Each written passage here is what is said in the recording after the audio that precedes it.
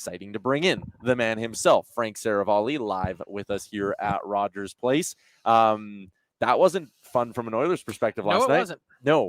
The Panthers stars came out to play, and the Oilers did a good job of allowing them to have some big moments.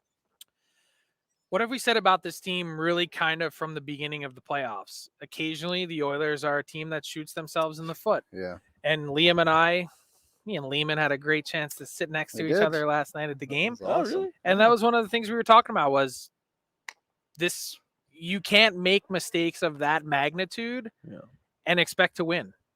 Do you know the other thing that got quite the reaction in the press box was when Donnell Nurse took a shot on Stuart Skinner.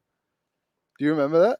That was incredible. You don't remember him hitting the side of the net? It was... No, I don't. He went to clear the puck around the boards, and it hit the side of the net.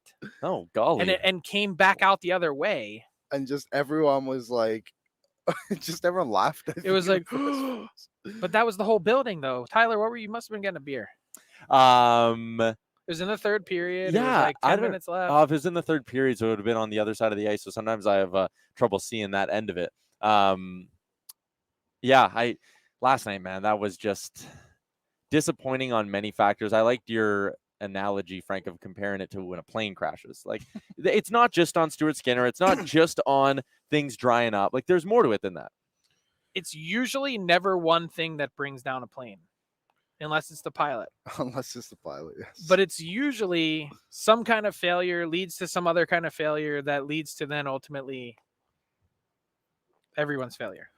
And when I say that, it is multi-layered, multifaceted. Mm-hmm. It's, to me, it's really simple, though. Your stars, we've talked about this a million times in terms of needing to produce. But when you find yourself in a situation like this one, where they've gotten looks, their expected goals are good, they're generating the same number of quality chances that they do all season long and normally finish, when moments like that pop up, you need your goalie to keep you in it long enough until you can regress and start finishing again. Mm-hmm. Until everything can balance out and you can average everything out again. They don't get that from Stuart Skinner. And I have to say, like, let's take it a step further and let's think really big picture on the Oilers and the last 5 years. Yeah. They've really never figured out the goaltending situation. And that's a topic for another day, but Jack Campbell wasn't it. Yeah. And Stuart Skinner, I don't know, maybe he could be it, but I don't know if he ever is going to be it. Yeah, like I think they got closer to figuring out their goaltending this year, and I think you look at the LA series, he was strong in that one. The Dallas one, he outdueled Ottinger, but when push has come to shove, like Skinner's not been able to make that big set. I don't even think he's been that bad in this series. Like the first 2 games, he did fine, and it's just like his team makes errors right in front of him. But it's okay to bail them out. Totally That's agree. the thing is when you have the Panthers, like look at the third period. They made enough mistakes that the Oilers were able to capitalize and get on the board. Mm-hmm. But before that, whenever there's one, like let's say with the layers that they play on defense, let's say someone was able to get to the inside and get through, Bobrovsky's been there to bail them out. Yep. The Oilers don't have that. They don't have that safety blanket, the wall that just gives you a second layer of protection. Yeah, it's frustrating. Another side of this too is, like, again, I think this Oilers team is built, and at times this season has had success where, hey, even on the nights where you might slip 3 or 4 past him and Stuart Skinner's not his best, there's games where the Oilers can just put home 5 themselves. And it's not going to happen in the playoffs. It's not going to happen in the playoffs, but also I think there's a part, Frank, when you look at the guys who scored last night, if you would have told me going into the game, Oilers are getting goals from McLeod, Broberg, and Foegele, I would have been like, they probably score 6 because Connor and Leon are due to break out at some point, and they haven't.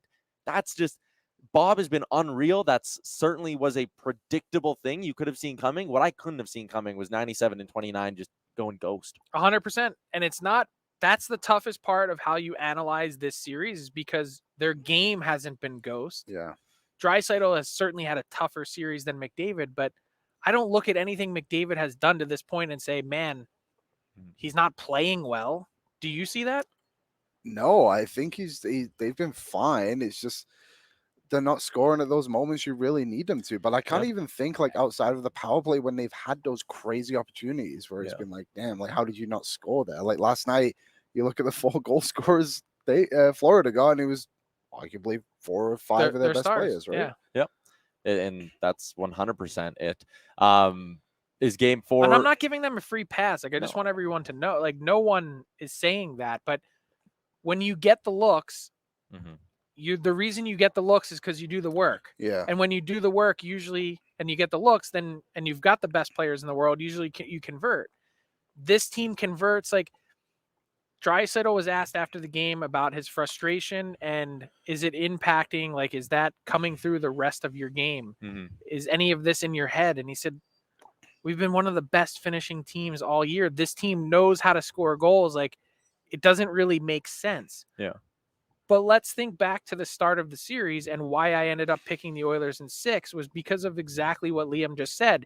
You would think that the Oilers' star players in this moment, who have been unbelievable playoff performers, would find a way to break through it.